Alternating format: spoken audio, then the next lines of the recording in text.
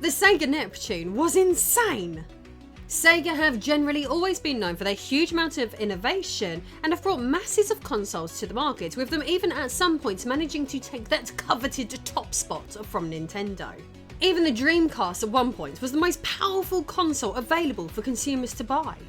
And despite its drawbacks, even the Game Gear managed to make the Game Boy look like a baby's toy in comparison with its full colour display. However, let's be honest, some of the most interesting Sega lore has more to do with what didn't get released as opposed to what did. So let's revisit one of these elusive systems today, work out its place in hardware history, and ultimately see why Sega decided to bore off this mysterious beast. That's right, today we remember the Sega Neptune, so buckle up bitches, it's time to go.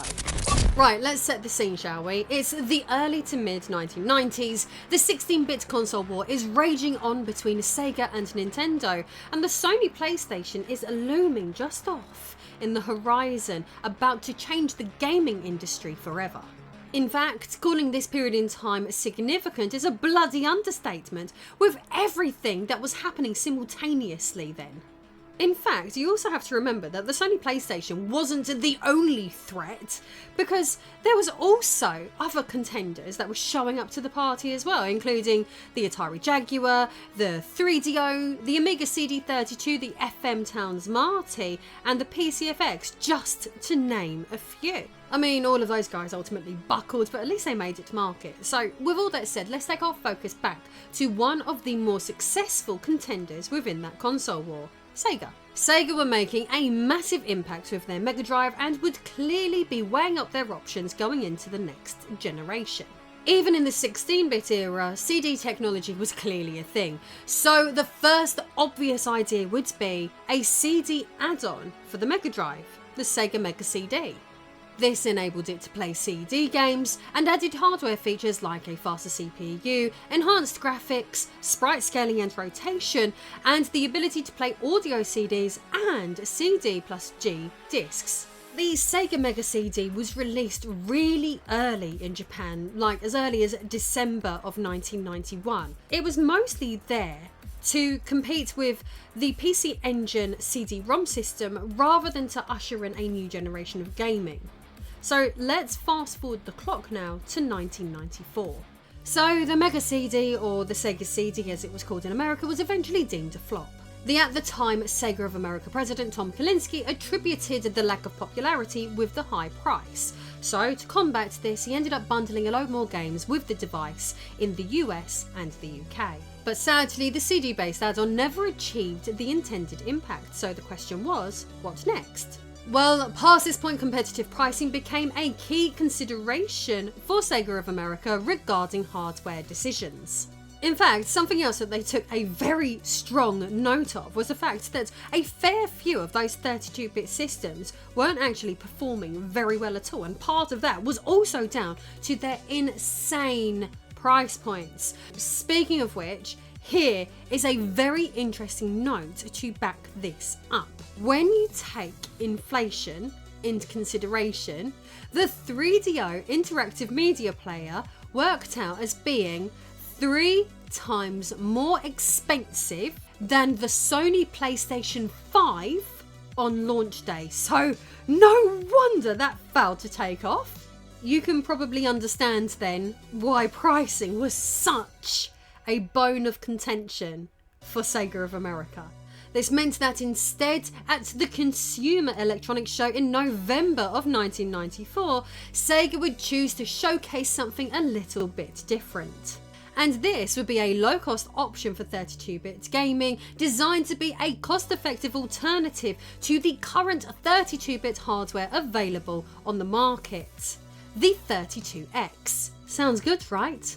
Wrong! The Sega 32X backfired even more spectacularly than the Sega CD did. So they failed to gain third-party developers, and consumer interest completely waned. And when I tell you why, you're going to be totally absolutely shocked not. Basically, in the same event, simultaneously, they announced Sega's true next generation piece of hardware, the Sega Saturn, which was due to be released in Japan. So, of course, that wasn't going to flipping work. Like, sometimes some of the decisions they make, like, literally blow my mind. Another thing that's absolutely spectacular about all of this was that evidently Sega of America were completely kept in the dark about all of this as well. Just absolutely brilliant. I've actually got a few videos about this period in history in my backlog. It's definitely worth checking those out. So now that we understand all of these moving parts and we've got the main part of the context out of the way, let's turn our attention back to the main subject of this video, the Sega Neptune, and how that slides into this jazzy and experimental time in gaming history. Obviously, this was all occurring during a time when the internet wasn't quite popularised yet, but luckily for us, there was quite a few magazines at the time who were still reporting on this developing story of this now nearly forgotten console. In February of 1995, a Next Generation magazine had reported that some sources within Sega had confirmed that there was going to be a combined Genesis 32X unit which was set to be released later on that same year. They reported that, according to their sources, that it was going to retail for under $200, and this was a move that wasn't going to surprise gamers given Sega's history of releasing numerous console variants. Their article tells us that the decision to keep the Neptune cartridge based is a reaffirmation of both Sega's faith in the cartridge as a viable data storage medium in an increasingly CD-orientated world, and the Sega CD's continued failure to come up with truly groundbreaking software. It would seem that Sega CD development has been sidelined by Sega, with the company's key development resources aimed at the still profitable Genesis market and the imminent Saturn. Further to that, the journalist had also noted that it was very likely that the 32X was then going to be dropped in price to below $100, and they also speculated that gamers who had already invested in the 32X would potentially be annoyed by that price drop and deem it unfair, though they also pointed out that that was technically standard pricing practice. So just another quick example of this, the 3DO initially retailed at $800 but then very quickly dropped their price to $400. The journalist concluded that 32X owners should really be more concerned about the quality of the games library rather than the pricing of the 32X. If the Neptune was going to be a success, then that would ultimately benefit those same 32X owners as well. But when specifically talking about the 32X, they called it yet another descendant of the Genesis set to launch in '95 following the Wonder Mega and CDX Genesis CD combos. Neptune will incorporate 32X's twin Hitachi 32-bit chips and retail for a Jaguar-challenging $200. Another magazine backs up what we know about the Neptune by adding new, sleek, ergonomically designed combination unit and the first system to integrate both 16 and 32-bit technology for less than $200. Designed to provide the ultimate gameplay experience, the system gives consumers the option to play all of Sega's extensive library of 16 and 32-bit video games without having to purchase the two systems separately.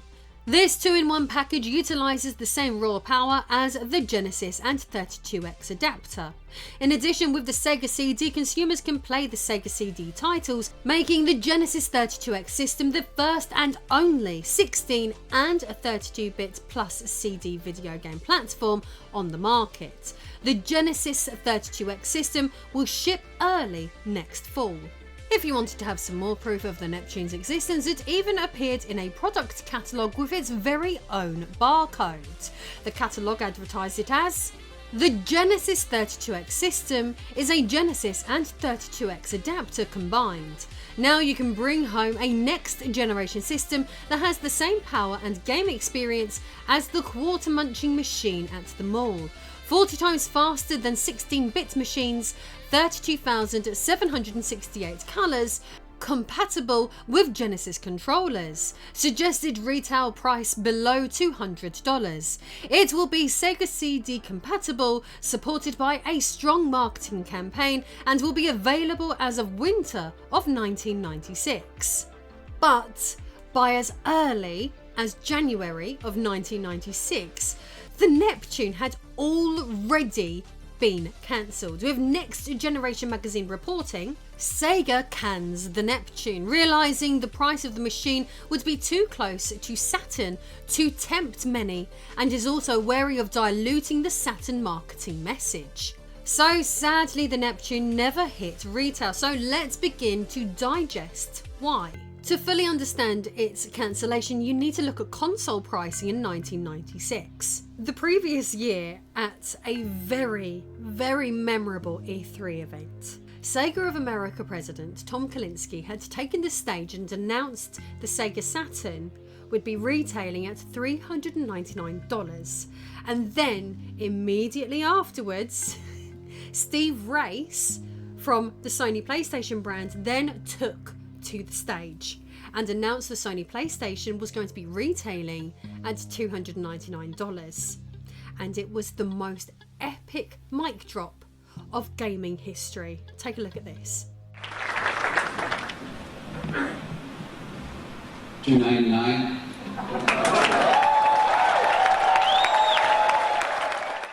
So this led to a very fierce war on pricing during 1996, where we saw the price of the Sony PlayStation drop to $199, which then also meant that the Saturn had to then drop to $199, despite the fact it was much more expensive to produce in the first place. How the bloody hell was Sega going to market the Neptune as being the budget option when they were already having to sell the Saturn at such a heavily reduced price from what they had initially planned? It just wasn't going to happen. You see, very much like the 3DO before it, the Sega Saturn within 12 months of its release was being retailed at 50% of the price it had come onto the market for initially. I just let that sink in for a moment, because that is mental. But luckily that's not the end of the story for the Sega Neptune, because over the years several incidents have happened which have meant that the story of the Neptune has managed to keep evolving. So the first incident took place in 2001, where there was reports found online that someone had found loads of units in a warehouse and was selling them to collectors for $50 each. Like, wouldn't you just literally bite someone's arm off for a Sega Neptune for $50? Like, absolutely mental, like so exciting. But it then turned out that these reports, which were found on a website called seganeptune.com, which is now defunct, well, basically it turned out it was all a hilarious and also somewhat very cruel April Fool's Day joke. So despite that hoax's cruelty, it definitely managed to drum up some more mystique around the Sega Neptune. But despite that being fake news, there actually would be a very genuine story to come out from all of this later on, adding a new chapter to the Neptune's history. The Neptune prototype, which had been seen in the official photographs of it, would eventually be found in the National Video Game Museum, which was in Frisco, Texas. This museum, which has a history dating back to 1999, was founded by a small group of enthusiasts who had hosted the first Classic Gaming Expo in Las Vegas. Since then, they became more of a travelling exhibition and showed up in places like E3 and the Game Developers Conference. But since 2016, they seem to have become the permanent residents of a Sega Neptune. Rumours online suggest that the Neptune had made its way into the wild through a former Sega employee named Clint Dyer. Now, there are forum posts online which claim that they have obtained items directly from Clint Dyer, who had allegedly said that he would rather take certain items home rather than let Sega throw them in the bin. Further evidence supporting this is on a website called NintendoPlayer.com in an article which talks about Sonic Crackers, which is an early prototype of Knuckles Chaotix.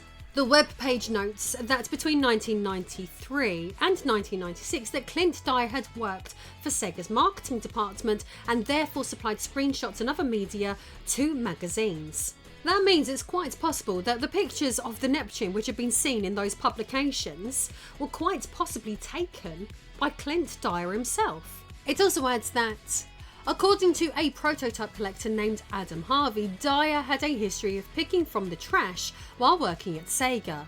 He found and later sold Sega handheld system mock-ups and a mock-up of the Sega Neptune, which could be seen at the 2011 E3 convention. Respected prototype dealer Jason Wilson even claimed that Dyer had sold a few Sonic crackers in the past. Mine came from Clint Dyer, who worked at Sega for many years, Wilson said. And if it came from me through him, I can assure you it is genuine. After writing the initial article, the writer had been contacted by someone using the alias Robert S., who provided further details, stating that, incidentally, Clint told me that when he was at Sega he ended up with the desk of a guy who was responsible for the 32X, not sure of his name now, but the failure of the 32X was the reason for his termination. In that desk were some interesting bits of prototype hardware. A Venus, later the Nomad, with a very different battery hookup than the production model, and the Neptune mock-up. The Venus ended up with Sean Kelly. The Neptune mock-up went to Tom Keller and later to John Hardy. Hardy was one of the founders of Classic Gaming Expo along with Keita Ida, and I think the mock-up currently is part of the permanent CGE display, which of course has now morphed into the National Video Game Museum. So apparently the display for the Neptune at the museum reads as: Sega announced this combo Genesis/32X combo, but never delivered. As exciting as it seems to see it in real life, we're sorry to say that the prototype is nothing more than a sculptured piece of plastic. There's no circuitry inside. It's believed that this very unit was the actual mock-up shown at trade shows. So while a working Neptune has never been found, it is very interesting to see how far along Sega actually got with this project. And if the Neptune had been released back in the day, then it could be argued that it would have been the ultimate 5th generation cartridge-based console. However, the success of the Sony PlayStation at the time and Sega's own numerous mistakes ended up permanently preventing there from ever being any chance of this happening. I think it's really interesting how pricing ended up being a massive factor into why this never ended up happening. Everybody loves to have a bargain at the moment, and if you fancy having up to 90% off of the price of a brand new game, then please feel free to click on my Instant Gaming affiliate link in the description and in the pinned comment. Thank you ever so much. If you've got to this point of the video, please subscribe if you haven't already, and I shall see you all in the next video.